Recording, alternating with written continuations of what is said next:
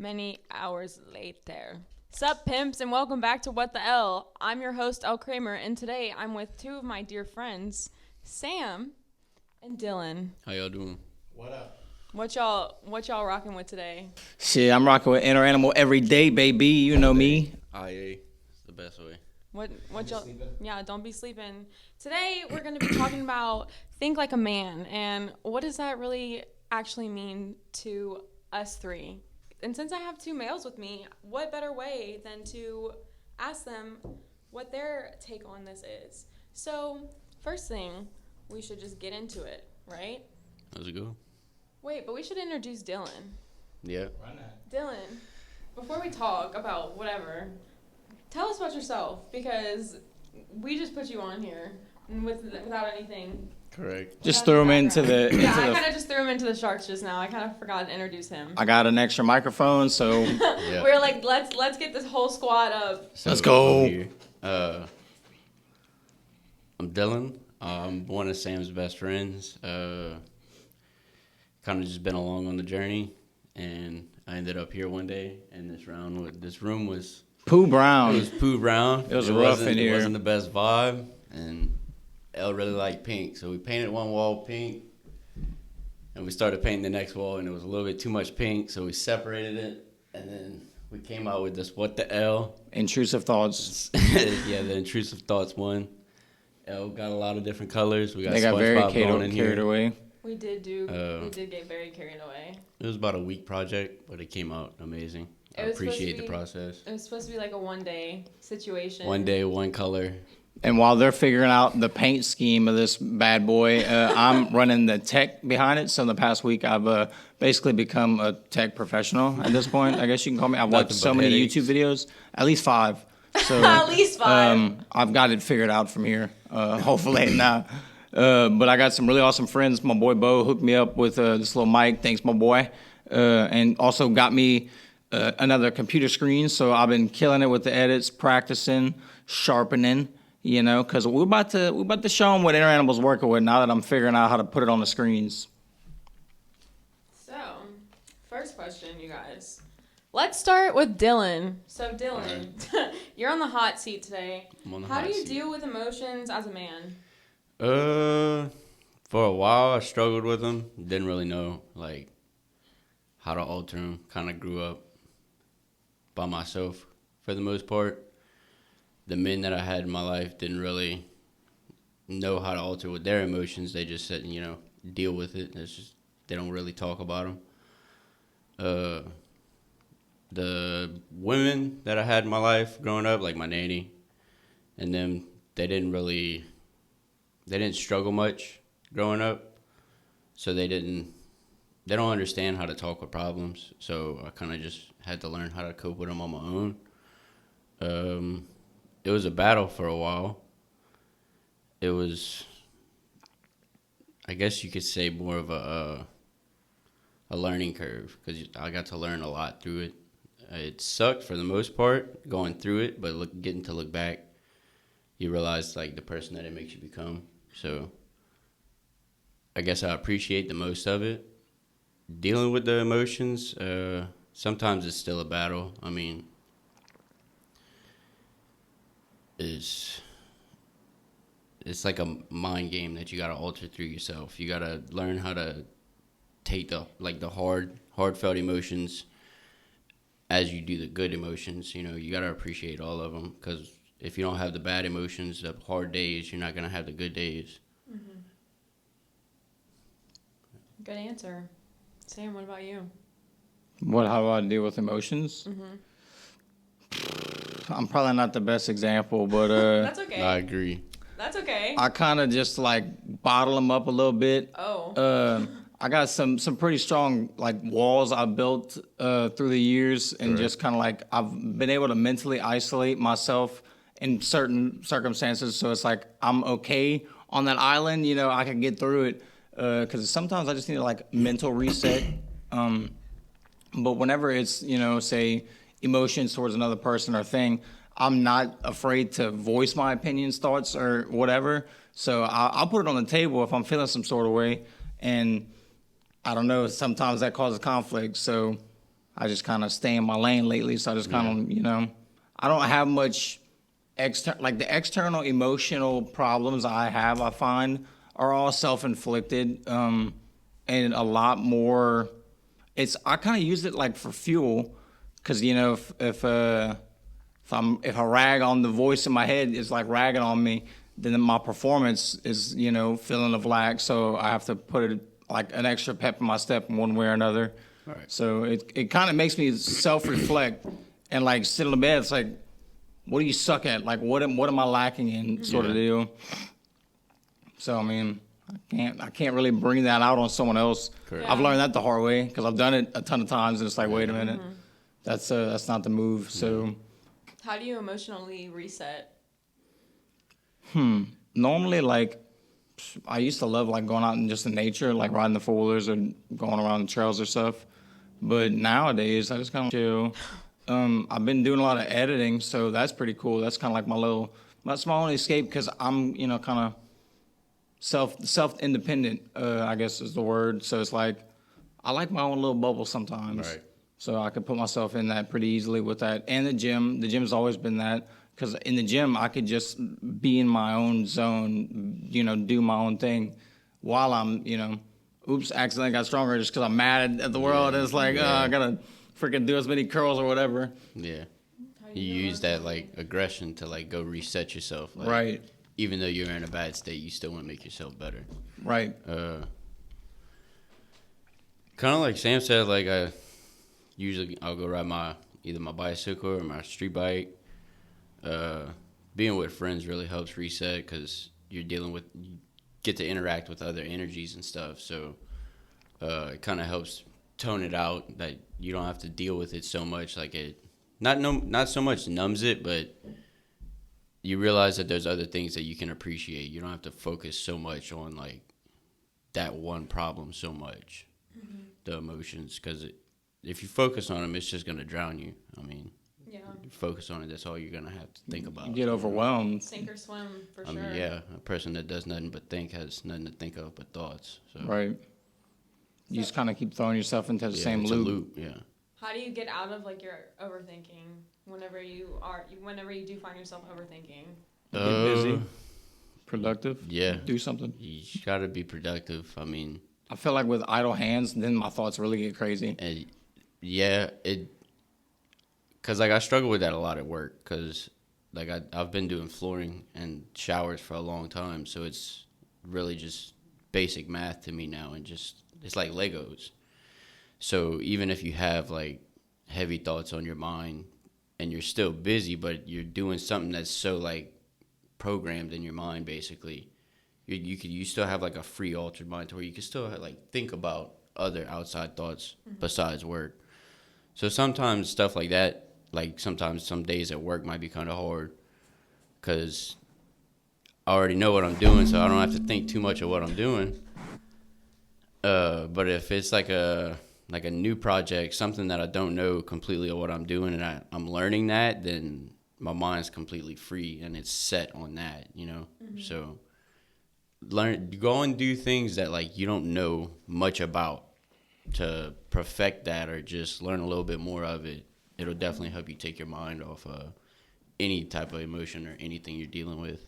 Yeah, what y'all both said, do y'all is that, I don't think that's necessarily unhealthy, but like, do y'all ever take time to like just sit with your thoughts that need to be thought out? Oh, I spend too much time with my thoughts. But it's like, you find, or sometimes I'll analyze an issue or whatever's going on, and I get so hyper focused in the what ifs, the fallback, the plan B, I guess. I'll overanalyze like that one, the one leg of the issue, and forget about all the rest. So by the time I fix this one, now I got 3 new issues because I've been neglecting and whatever, because I'm hyper focused on some. Like lately, I've been noticing it bad with fitness. So for the longest time, like that's supposed to be my priority for sure. My health, my recovery, my fitness is number one for me, besides God and family. But I just don't have it in me, or I didn't, to stretch it to go as hard as I could in this area. And then with inner animal and stuff, I would always be slacking on create new designs or trying to push new sales, because I'm not like as focused on the business side as I am the Sam side, because I still got to Right. fix me before I even, can do all this other stuff. But now that I'm starting to learn, like, take a step back, kind of move more methodically, like organize myself, kind of be more thought out, be more proactive throughout my day. And it's starting to get in the discipline. It's become a habit finally. Right. So the overthinking is very seldom unless something, just pops up, but you get that on these big jobs. So Sitting with my thoughts. Yeah, definitely sit with my thoughts a lot, for sure. To find ways to go through them when I sit with them, sometimes it's very complicated because, I mean, it's something that I grew up with anyway, of, not having too many people to talk to about my problems. So I guess you could say, like, to fix them while I'm sitting with them, I try to go through the ones that, like, the problems or emotions that I'm dealing with that I don't like the most, and start with those, to where, like, the ones that aren't bothering me so bad, they're not gonna inflict on the other problems that I'm trying to deal with. Mm-hmm. Get what I'm trying to say? Yeah, I do. For me, I feel like I want to make a whole episode about overthinking because I struggle so much. Like, they probably have noticed. I don't know if I overthink, I do a lot because I'm always like second guessing myself, and I don't know. I think that's probably like trauma related from just like my childhood and things that didn't get like attention or whatever. I don't know. Just psychological damage that everyone has. That everyone has something that some type of flaw or something. I don't Right. know where I was going with that. can I ask you a question? Of course, Sam. So if I take it you're able to like sit and analyze and find or at least observe and acknowledge your past childhood experiences or whatever it is, your past experiences and trauma related. Do you identify them and then solve them, or is it like identifying them and then that's part of the identity? So for me, I used to really struggle with the things from my past, like identifying with them, because I felt like what happened to me, or like things that I've struggled with letting go of from the past, like failed relationships, failed friendships, just, I don't know, mean girls, body dysmorphia, all of it. All of those things, like all of the overthinking, anxiety, depression, you name it, I probably dealt with it. But the thing was, like, all of those things are just fleeting moments, and like you can let go of those things, and I'm definitely not in a place where I've completely let go of like the things that have hurt me, but I'm working through them, and definitely a work in progress, and I've let go of a lot of things that have hurt me, but definitely still need to be able, the most important thing that I'm struggling with is like being able to forgive myself for letting, like, I don't want to say for letting them happen, or just like, I don't know what I'm trying to say. Like you can't. I just need to forgive myself is the thing. Lately, see, like strengthening my spiritual side and knowledge, I guess, and building that brotherhood with some people around me that I'm like, hey, I don't understand this, they kind of can break it down. It's really helped in that regard, because like at the end of the day, regardless how mean my little voice in my head is over whatever happened, it's like, okay, if I'm enough for God, like, chill. I deserve a little bit of breathing room. Right. And I think one of the most like crucial things in my journey with not identifying with things from my past is also remembering the positive things in my life. The accolades that I associate my worth with are not my worth.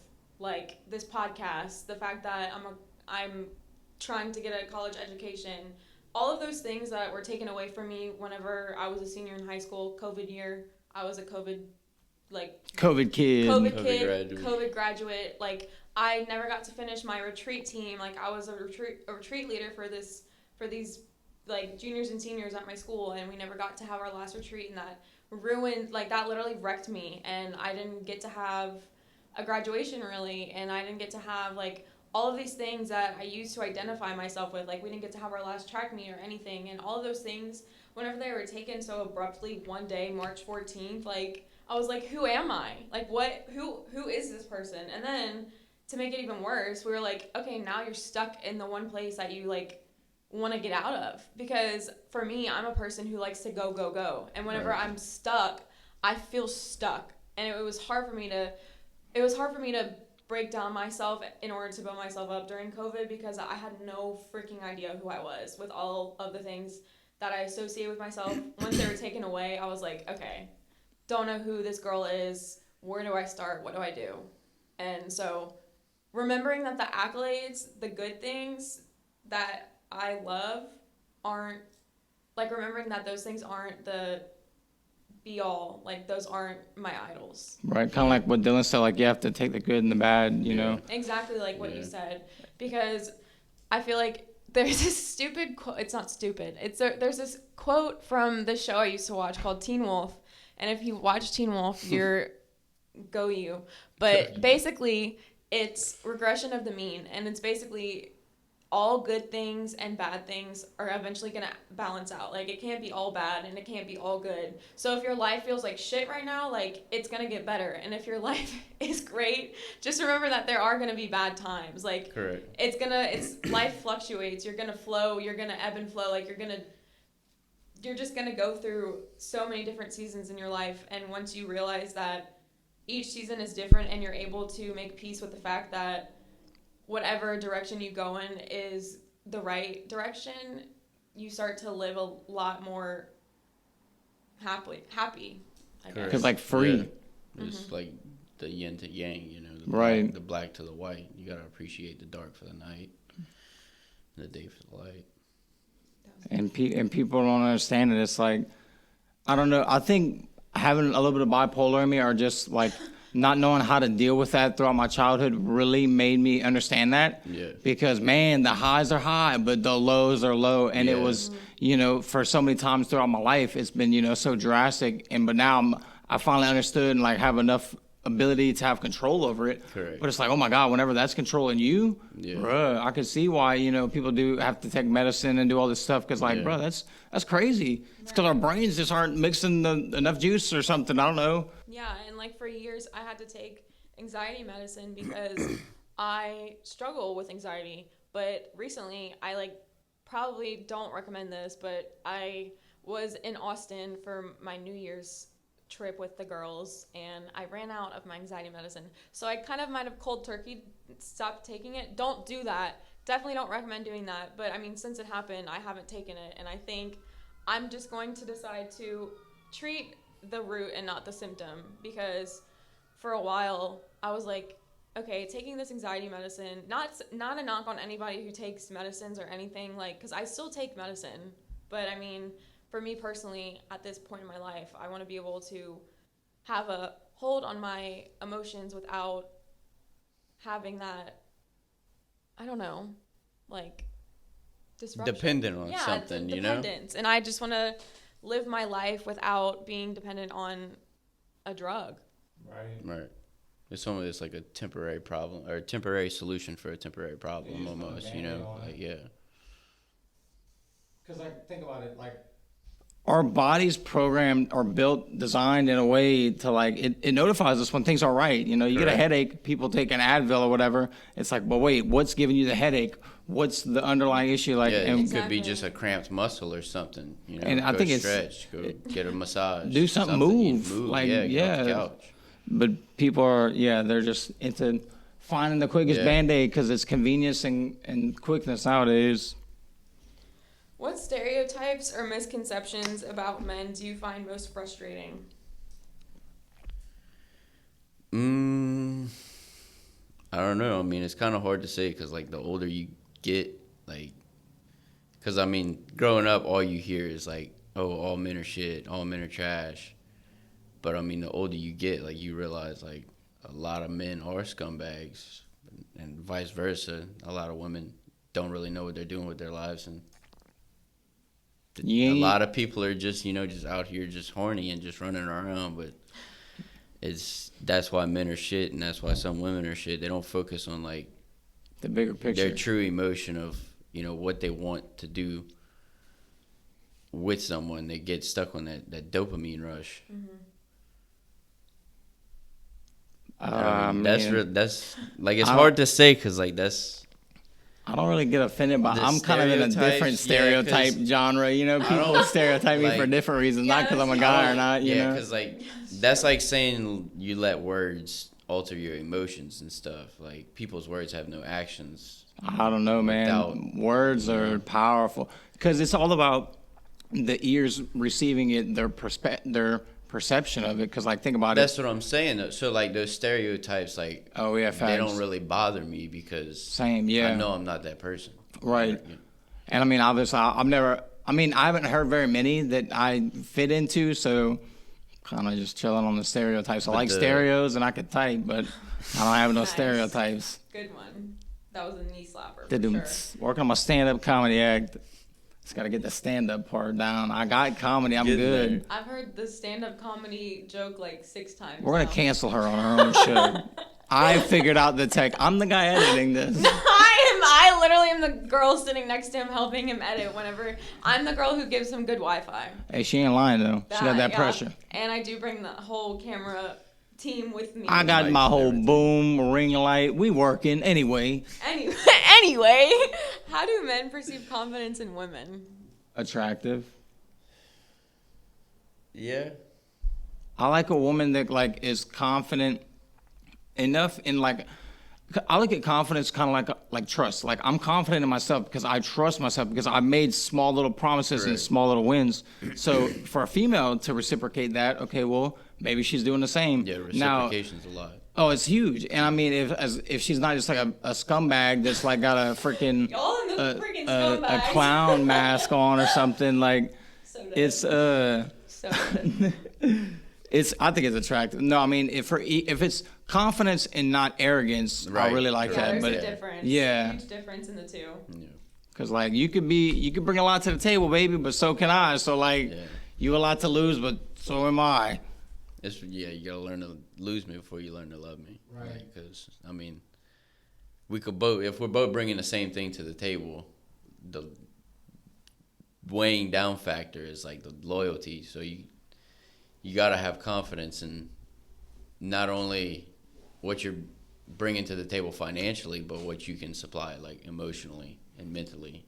And because think about it, like I feel like lack of confidence often correlates with like personal insecurities, which we all have them, but that means that they're either ignoring the root or just kind of ignoring the problem as a whole. Or projecting. Yeah. Or exactly. Because it's all about reciprocation. Reciprocation. Correct. It's reciprocation. That's facts. Something like that. Yeah. How do y'all respond to women taking initiative in relationships? Like initiative in like what sense? Like just like making the first move. I mean, I find it's attractive if it's like a very no mutual thing, because that's only gonna make me want to chase it a little bit harder. You know. But what if the girl like reciprocates it completely first? Like That's not really, she just put it out there.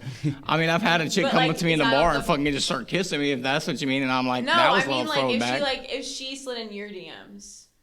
Dude, some of my longest last relationships have started that way. Okay. I think all of them, actually. All of the relationships started in the DMs? No, like my longest ones, like the best quality ones. Because like... have started from them coming to you? Yeah. Oh, I'll throw my cast out and I'm going to let it sit. She gonna bite. She gonna swim away, come back. I'm like, hey, what's up? But throwing your cast out, you're not going. That's not you going out there. Well, yeah, exactly facts. But I mean, me waking up is throwing my cast out. You know what I'm saying? What? Yeah, but like I'm like, hey, what's up, world? No, that is not throwing your cast out. No, because you're just walking around with your rod. It out to everyone. I mean, if that's the case, you're not only throwing it out to that. Because you're just walking around with your rod, but somebody come and get it would be like, nah, let me hook. Yeah, bait. Oh my goodness. Code.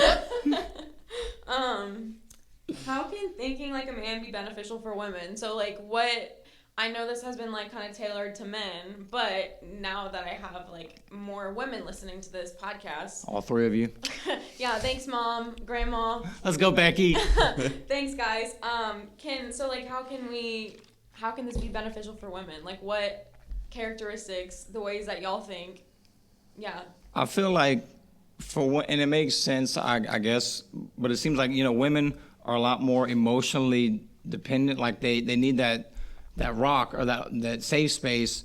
Whereas like, and not to say that's bad, but I feel like if women were able to kind of like not have such thin skin on, whatever, because I feel like the small things that throughout her day, if it's aggravating or irritating or getting under her skin, that's bottling up pressure that now she's going to come back and like, bring back to the relationship. But if you're able to just like understand and just kind of reciprocate, operate in accordance to how they're operating, Right.